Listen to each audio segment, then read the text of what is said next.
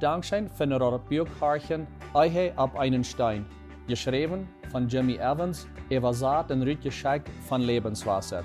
Hier ist ein Kapitel für Vandel. Aufteilung 2, Kapitel 5. Dat Gesetz van Eiendom.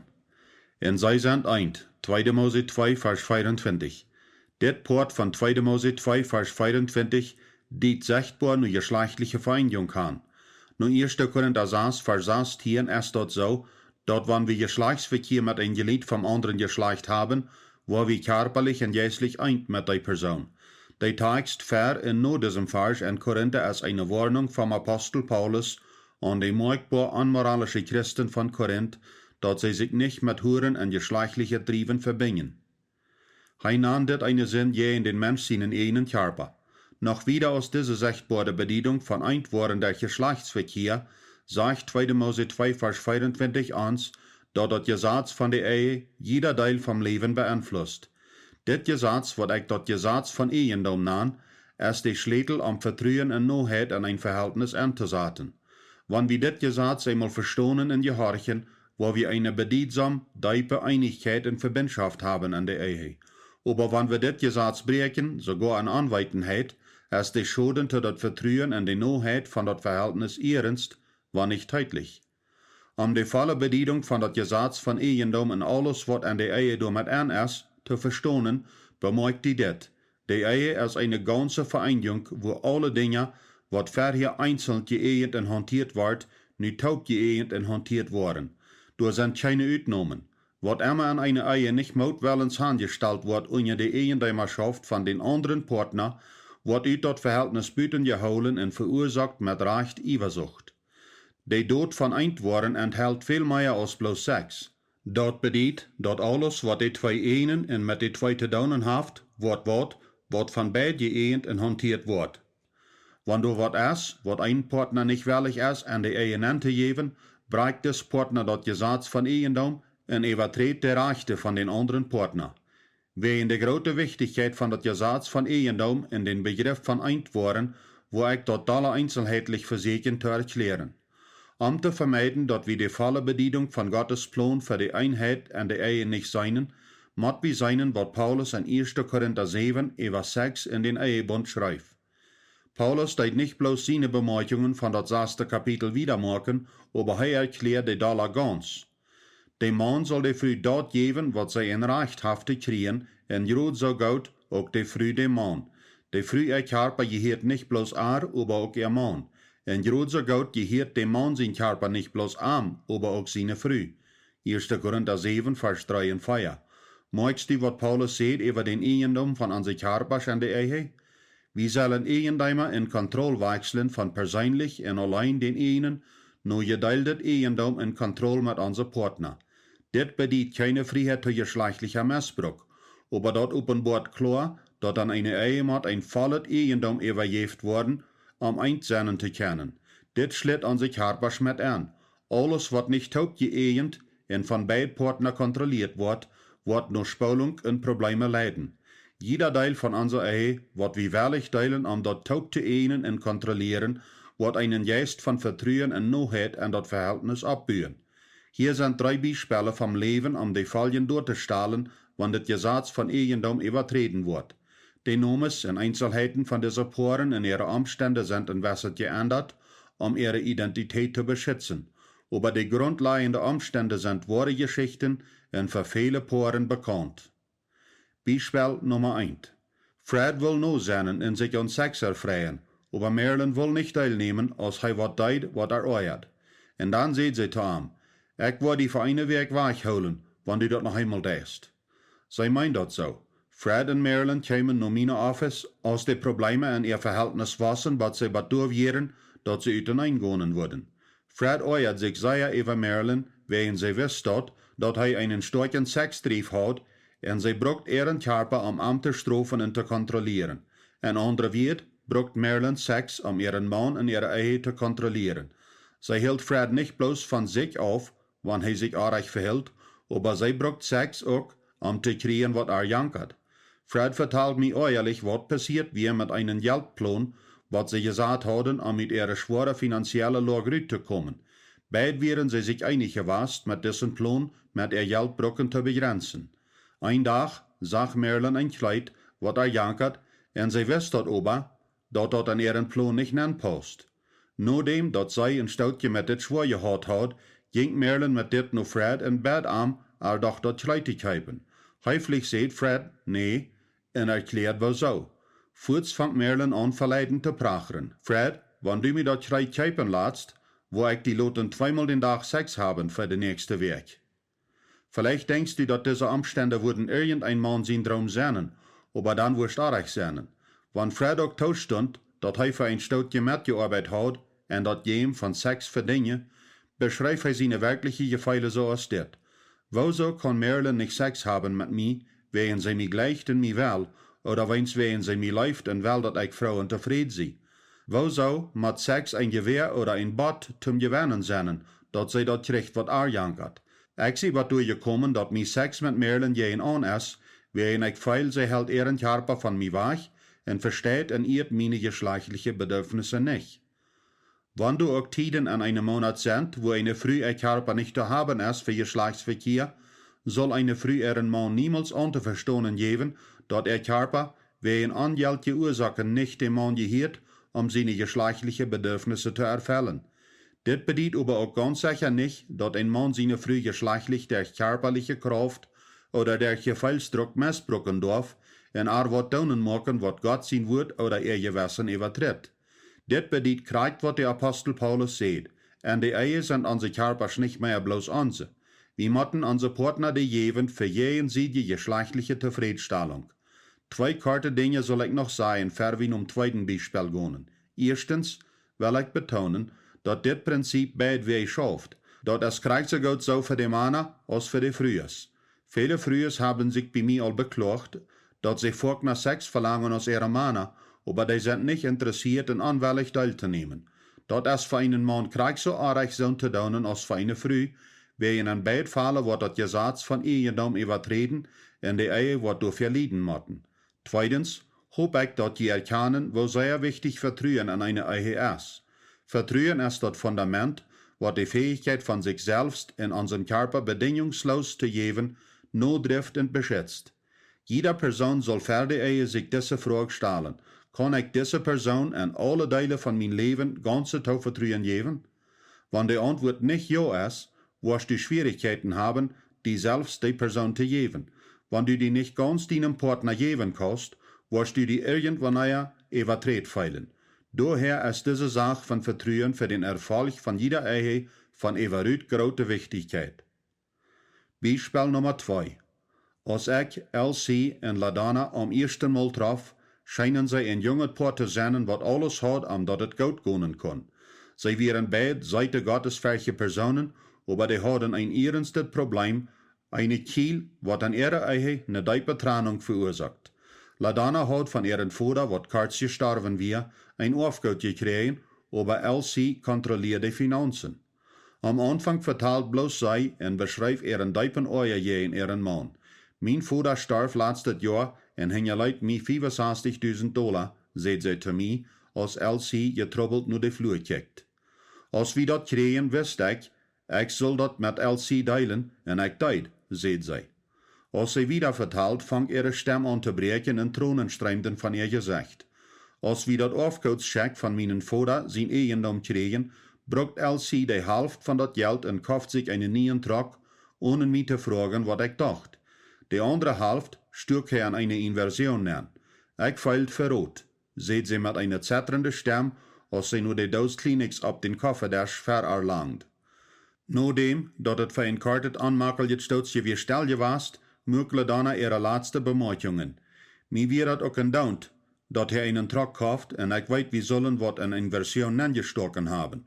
Aber zwei Dinge haben mich wirklich gebaut. Erstens, frug Elsie mich nicht, wat ich mit dat Geld tun will.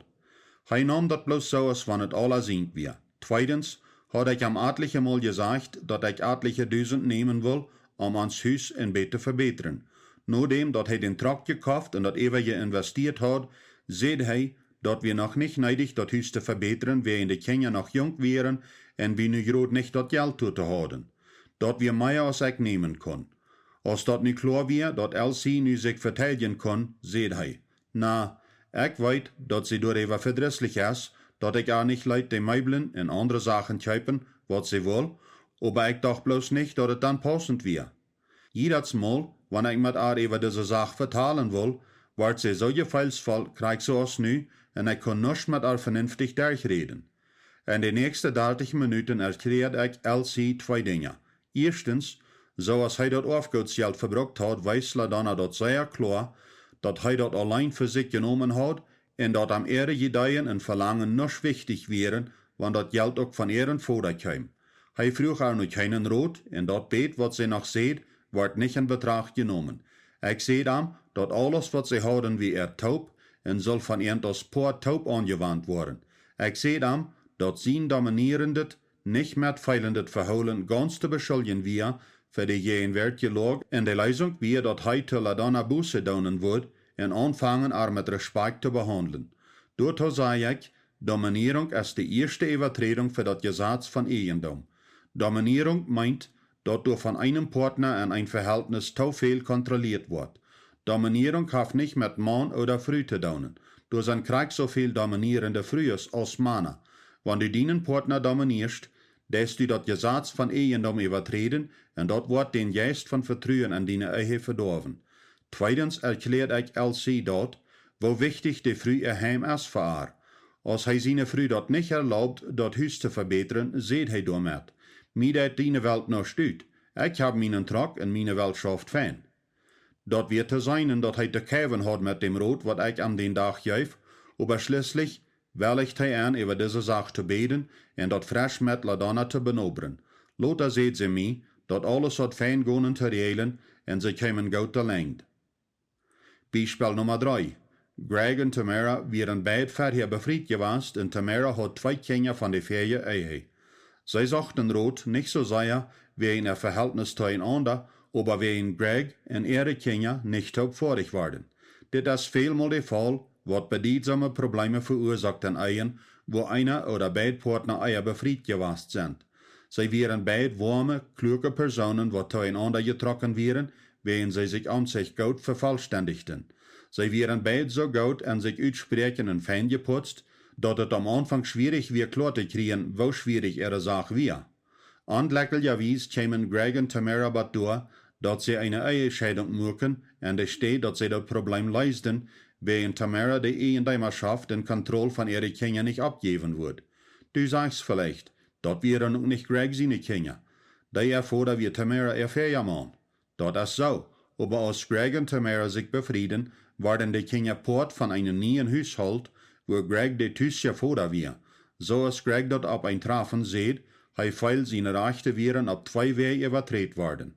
Erstens, hij feil Tamara vertrouwt am ihre Kinder nicht so viel an, dat hij een Trag wiesen kon oder irgendwas an ihre Levens reden. Zij antwoordt daarop met zeggen, dat zij an ihre Gefühle so diep verletzt wären von der Ehescheidung von ihrem Vater en zij versucht ihn bloß zu beschützen. Aber Greg kon dat nicht verstehen, wo sie am ihr Leben anvertraut, aber nicht die Levens von ihren Kindern. Wenn sie auch gute Versätze hat, übertritt Tamara das Gesetz von Eigendom. Wenn Greg auch nicht der biologische Vater von ihren Kindern war, musste ihre Kinder doch mit ihm teilen und er musste ein Partner sein an die abtragen. Wenn das Kind bei Stiefkinder belehren, ist das am besten, wenn der körperliche Vater oder Mutter dort anführt, besonders wenn die Ehe nie ist. Aber der Stiefvater oder Mutter muss ein überreinet Port haben und Entscheidungen machen. Sie müssen den Eigendom von allen Kindern teilen und müssen überein viel zu sagen haben und alle Entscheidungen, was ihn betrifft. Zweitens, Greg fehlt arg behandelt und wo Tamara ihre Kinder anbehandelten. Weitend, dass er keine Autorität über ihn hat, wären sie respektlos und beständig ungehorsam am gegenüber. Wenn ihre Mama ihn anredet, über wo sie Greg behandelten, beschuldigten die Kinder am Fuß, dass er arg deed und versuchten ihre Mama in Greg jenen unterzudrehen. Dat schafft. En de Klam zwischen ihre Kinder ihre verwirrte Gefühle und Greg seine Verdrisslichkeit, will Tamara sich ihre Kinder und lässt sich von Greg scheiden. Das Gesetz hat keine Uitnahme. Das Gesetz von Eigendom mit jeder Aufteilung, Port und Einzelheit von einer erfolgreichen Ehe bedachen. Wat immer nicht gemeinsame Eigendeimerschaft in Kontrolle unterstellt wird, wird eine Übertretung von das Eheband sein.